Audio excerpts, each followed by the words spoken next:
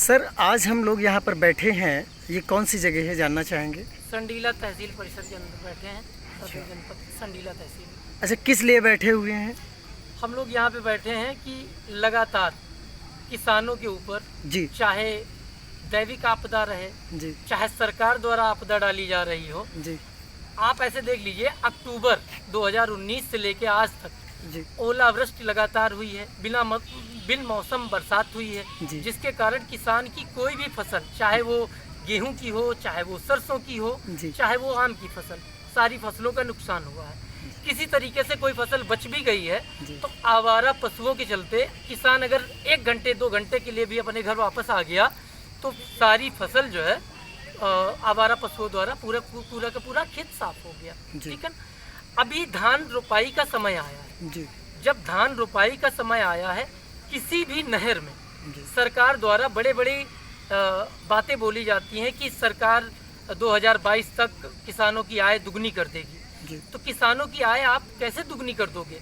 आपने बोला कि हम सिंचाई फ्री दे रहे हैं। सिंचाई आप बिल्कुल फ्री दे रहे हैं, लेकिन सिंचाई तो तब फ्री दे रहे हैं ना जब किसान के किसी भी खेत में पानी की एक बूंद जा रही हो। जी नहरों में बामुश्किल पानी आ रहा है। अगर नहर में पानी आ रहा है तो माइनरों में पानी नहीं जा रहा।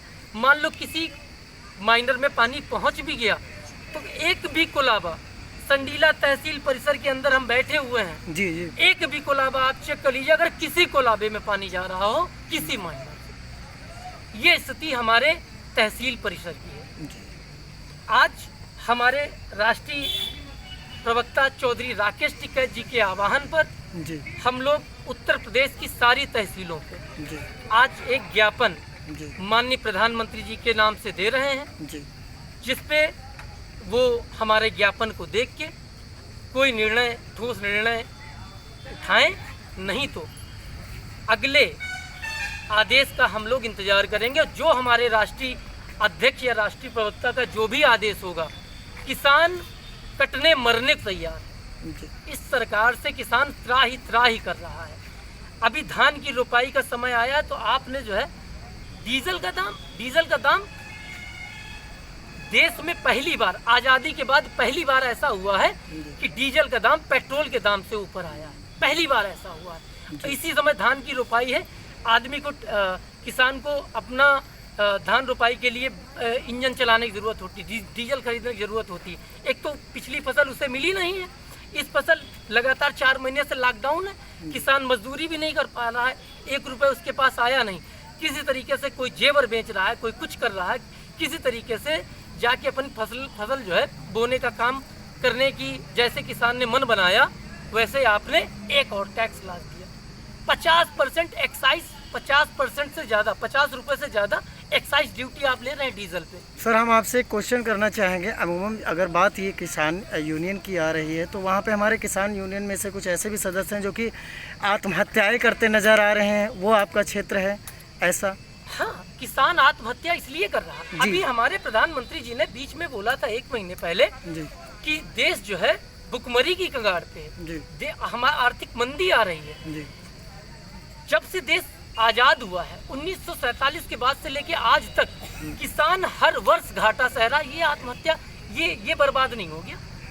4 महीने के लॉकडाउन में देश बर्बाद हो जाएगा, देश भुखमरी की कगार पे पहुंच जाएगा। किसान आत्महत्या सिर्फ इसलिए कर रहा है कि आपने केसीसी कार्ड बना दिए किसानों के। किसानों का केसीसी कार्ड बन गया, किसान ने अपनी फसल बोई, फसल ऐसे ही नुकसान होती रही। जब किसान खेत काटने गया तो उसके खेत में कुछ हुआ ही नहीं, जो लागत उसने लगाई थी वो भी वापस नहीं आई, तो वो केसीसी नहीं भर पाया। बैंक मैनेजर का दबाव आया तो उसने कहा केसीसी हम बढ़ा दें। मतलब एक किसान ने अगर 50,000 रुपये निकाला है तो वो 50,000 होते करते 5 लाख 10 लाख में तब्दील हो गया और किसान की पूरी जमीन केसीसी 50,000 में चली सर गई। अब हम आपसे मेन मुद्दे पे बात करेंगे। क्या आपकी इसी बैठक में ये जो आपका यहाँ पर धरना प्रदर्शन है, यहाँ पर कोई और भी आला अधिकारी आप आने वाला है? क्या आपने बुलाया किसी को? एसडीएम महोदय अभी आ रहे होंगे। जी वो कहाँ पे हैं? अब एसडीएम महोदय अभी हमारे पास एसओ संडीला का फोन आया था, जी जी जी हाँ कोतवाल संडीला का फोन आया था। जी तो हमसे पूछ रहे थे कि आप पहुंच गए हैं। हमने कहा नहीं, बस मैं पहुंच रहा हूँ 10-5 मिनट में। जी तो हो सकता है कि एसडीएम महोदय की जानकारी हो, हम्म, आ रहे होंगे या आ जाएंगे। अभी उनकी तरफ से हमारे पास कोई मैसेज नहीं आया, सिर्फ एसओ ने मुझे फ़ोन किया था, जी। इतनी जानकारी मुझे। क्या नाम है एसओ का? नाम क्या है? जगदीश यादव जी। अच्छा, जगदीश यादव जी। हाँ तो उन्होंने आपको अवगत कराया है कि आपकी समस्याओं को सुनने के लिए हाँ, यहाँ हम आ पे रहे कुछ। हैं। वो भी पहुंच रहे होंगे मेरे ख्याल से। अच्छा, वो आ रहे हैं। तो काफ़ी देर हो रही है आपको अब होना मुझे पता लग चला। रहा है लोग यहाँ 10 बजे 10:30 बजे से लोग यहाँ पे उपस्थित हैं। अभी तक कोई अधिकारी नहीं आया है। हाँ, तो क्या लगता है आप लोगों को कि वो अब आएंगे कि नहीं आएंगे? क्योंकि यहाँ पर तो ना कोई छाया है, आप लोग धूप में बैठे हुए हैं, भूखे धूप प्यासे। में ये किसान तब तक बैठा रहेगा जब तक कोई अधिकारी यहाँ आके हमें आश्वस्त नहीं करता है कि हमारी मांग को आगे बढ़ाया जाएगा और कहाँ तक, कब तक पहुँचाया जाएगा। जी, यहाँ पे एसडीएम जी की भी आपने इससे पहले बात की, तो उन्हें अवगत है कि आप लोग यहाँ पर बैठे हुए हैं अपनी बात को अब लेकर? मुझे एसओ का फोन आया, एसडीएम की तरफ से अभी मुझे कोई जानकारी नहीं है। एसडीएम साहब की तरफ से अभी कोई अधिकारी हमारे आपने पास इन्विटेशन उन्हें भेजा अभी तक कि नहीं भेजा? आया नहीं। वो तो हमारे जिला अध्यक्ष जी ने उनको पहले से बता रखा है कि आज ज्ञापन यहाँ पे देना है मुझे। जिला अध्यक्ष जी कौन है?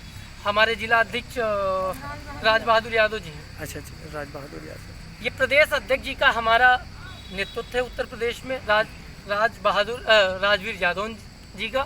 जी उन्होंने सारे जिला अध्यक्षों को आज से 15 दिन पहले एक प्रेस नोट जारी किया था। उसमें बोला था कि सारे जिला अध्यक्ष एक प्रेस नोट जारी करें। डीएम सर, आपने अपनी इन समस्याओं को किसानों को साथ में लेके, जैसा कि आज आप यहाँ पे बैठे हुए हैं, इससे पहले भी कई बार बैठ चुके होंगे मुझे लगता है, तो सुना गया है कहीं कुछ कि नहीं? नहीं, भारतीय किसान संगठन को ना सुनना या इग्नोर करना, हाँ ऐसी तो अभी तक हिंदुस्तान में कोई सरकारें नहीं बनी जी, जो बिल्कुल। भारतीय किसान यूनियन संगठन को अनदेखा करके चली जाए। अगर आप हमें अनदेखा करेंगे, भारतीय किसान संगठन जिस दिन अनदेखा कर देगा, आप धरातल पे नजर आएंगे, मुंह के बल।